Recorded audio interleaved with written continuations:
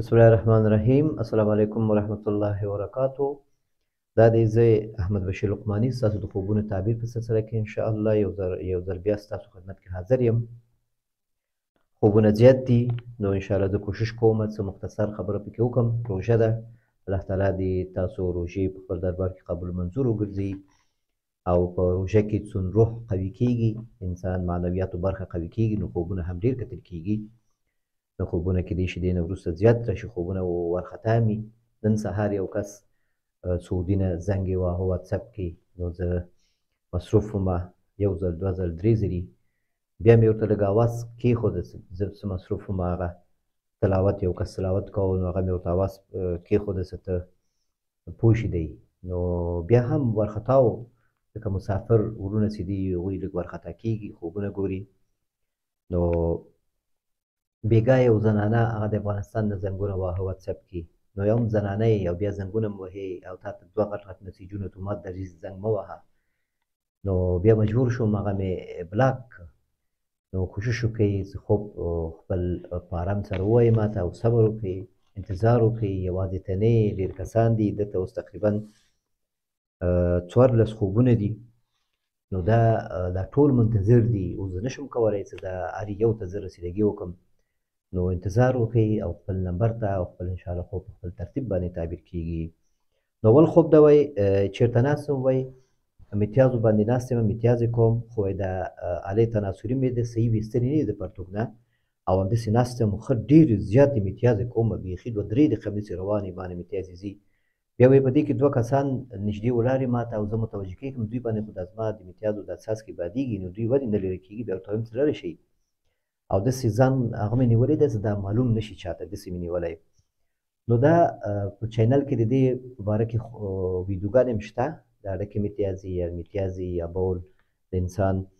د دې تعبیر څه ده، دا په مال هم کېدلی شي، د انسان په عادتونو هم کېدلی شي. نو دا ښه تعبیر لري اکثرا په اکثر وختونو کې، خو څه کله بیا داسې حالت وي چې تعجب آور وي، په خوب کې ګوري تعجب آور حالت کې خوب ګوري د لکه متیازي کول یا متیازي کول، نو دې کې بیا لږ خبره وي. لکه دا اوس دا ستا خوب څه ده، ته غواړې چې پټ کړې دا شی، ته متیازي کوې، د متیازي کول خو څه عیب نه ده، خو چې په خپل ځای وشي، په طریقه وشي، په اندازه وشي، هېڅ مشکل نشته. نو څه کله تا په خوب کې ولیده چې متیازي ته کوې، ډېرې زیاتې وي، یا بوی کوي، یا کالي دې پرې خرابېږي، یا د بل چا کالي خرابېږي، یا په تکلیف غیر طبیعي شکل باندې وي، نو د دې تعبیر بیا جدا تعبیر لري. دا بیا ځان ته تعبیر لري، هر یو کس ته جدا تعبیر لري. ستا لپاره دا تعبیر کېږي چې ستا یو څه ګناهونه کېدای شي وي چې هغه ډېر په پټه باندې ته کوې، د موبایل استعمال کې یا نور څه شی وي، او یا څه عادتونه دي چې ته پوهېږې چې هغه عادتونه دي، سختي ده او خلکو سره هغه بعضې خلک هغه عادتونه دي په تکلیف دي، خو ته کوشش کوې چې هغه عادتونه وکړې، هغه کارونه تا نه کېږي، عادتونه دي هغه نه شي پرېښودی، نو بیا هم کوشش کوي چې شاته مشکل پیدا نه شي، مزاج دی سخت ده، یا د ژوند د تکلفات، کورنۍ ژوند، وروڼو سره ژوند کوئ، کورنۍ مشترک ژوند کې پرده کول، د لیور د ورور د ښځې نه چې کله پرده نه کوي یا دی نه کوي هغه نه کوي، په دې کې لږ تکلفات وي په ژوند کې. د افغانانو دا ژوند څه ده، دا شریک ژوند ده. نو په دغه کې تعبیر کېږي چې یو څه کارونه دي، یو څه خبرې دي چې هغه ته غواړې هغه وکړې، هغه عادتونه پوره کوې، خو په دې کې بیا فکر کوې چې دا باید ښکاره نه شي چاته، او دا په ښه طریقې سره ته وکړې، او ته ډېر په عذابېږې، دې نه ډېر جمع کېږي، ته وایې چې ډېر زیات امتیازې کومه. قیودات د ژوند یو څه مسایل دي، برخوردونه دي ستا چې هغه تا سره کله کله ډېر جمع شي، بیا هر شی وي ته کوشش کوې هغه وباسې او هغه پوره کړې، او تا ته څه مشکل پیدا نه سي. نو په دغه باندې تعبیر کېږي. ته اوس خپله بیا پوهېږې چې د دې خوب تعبیر شی ده او دې نه څه مطلب ده. نو که پوه شوې بیا ما ته مې اطمینان ده، که پوه نه شوې نو بیا ما نه سوال وکړه، انشاءالله وضاحت درته کومه. دویم خوب ده، وایي د انارو ونه وي، وایي تیږې ورکړم پرې او 2 شنه انار راوغورځېږي، بیا وایي د نارنجو باغ وي، په هغه کې وایي 2 نارنجې وغورځېږي. نو ګوره په دواړو خوبونو کې ونه مشترک ده او یو میوه غورځېدل، او دواړه تروش، لکه د انار هم تروش خام او شنه انار او د نارنج هم دم تروش وي. نو د دې معنا دا ده چې ته چا سره سختي کوې، یو تمه کوې د چا نه او سختي کوې. تیږې نه مراد تیږه وارول معنا د یو چا سره سختي کول، یو حق ده د چا سره، یا یو مال د چا سره، یو تمه کوې چاته، هغه غواړې چې هغه نه وباسي، هغه لاس ته چې یې راوړې، خو په دې کې ته لږ سختي کوې، او په دې سختي کې ته حرص کوې، سختي کوې، او مخکې د وخت نه یو شی غواړې، د الله نه که شی غواړې، د بل چا نه غواړې، د مخکې د وخت نه غواړې، قرض وي په چا باندې، نو په دغه باندې تعبیر کېږي چې دا وخت یې نه ده اوس، معنا لږ صبر وکړه، ځکه هغه دوه انار شکه تیږه پې وارې هغه غورځېږي، هغه هم خام وي، یعنې شنه انار وي او دا نارنج هم تروش وي، نو په دې باندې تعبیر کېږي چې یو څه خبرې دي، یو څه مسله ده، یو تمه ده چې ته هغه یو چا سره تمه لرې او سختي پې کوې، هغه د وخت نه مخکې یو شی غواړې،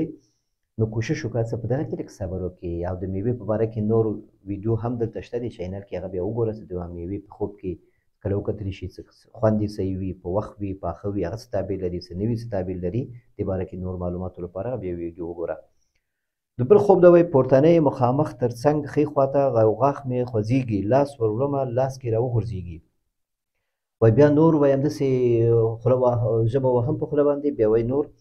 واړه واړه غاښونه نور هم یې هغه هم وایي راغورځېږي، بیا دا کورنۍ ته مې وایم چې ته وګورې دا غاښونه مې څنګه داسې دانه دانه غورځېږي. نو د غاښونو په باره کې دوه درې ویډیوګانې دي چینل کې،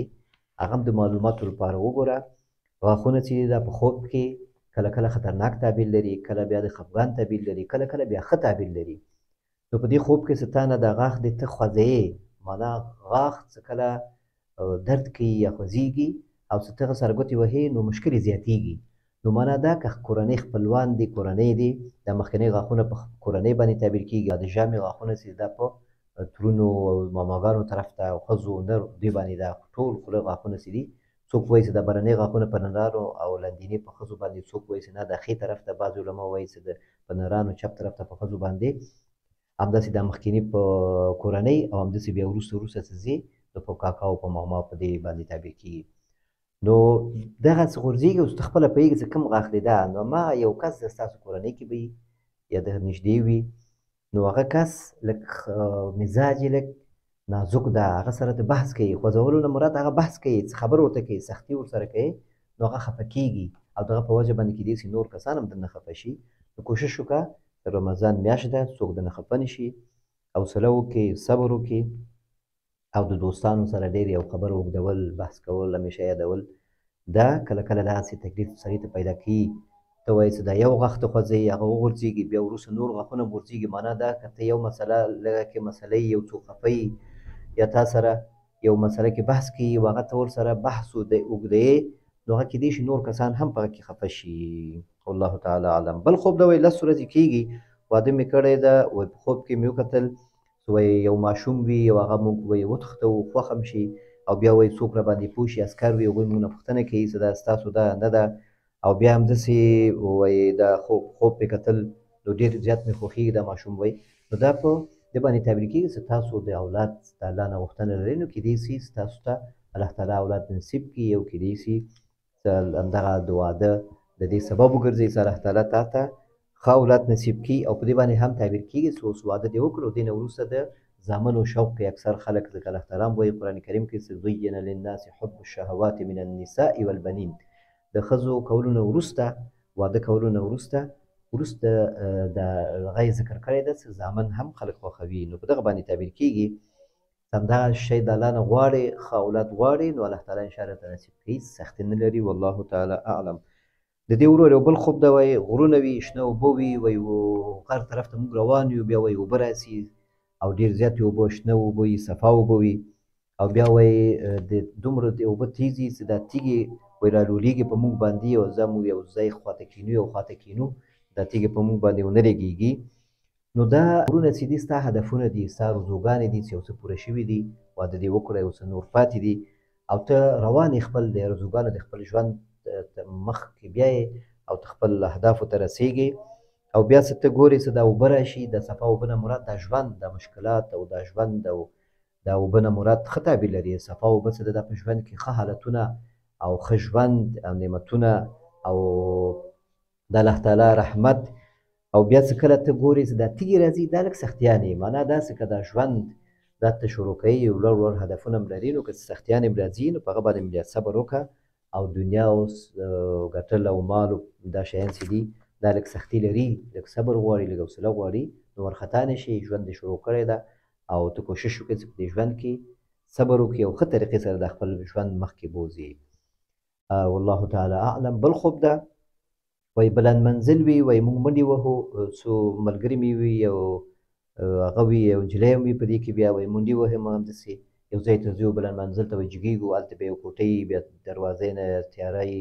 بیا وایي یو بلا غوندې راوځي ما سره به جنګ شي، بیا د خپور یې راونیسم او بیا آیت سورت یاسین څو آیتونه وایم او همداسې آخره پورې سره لګیا یم. نو دا که چېرته ته ګیم وهې، موبایل ډېر استعمالوې یا داسې شیان ګورې په موبایل کې د شپې ناوخته پورې، او بیا کوشش کوې بیا تا ته کله کله وسواس پیدا کېږي، ډر پیدا کېږي، او بیا ذکر اذکار کوې، دعاګانې وایې، تلاوت کوې،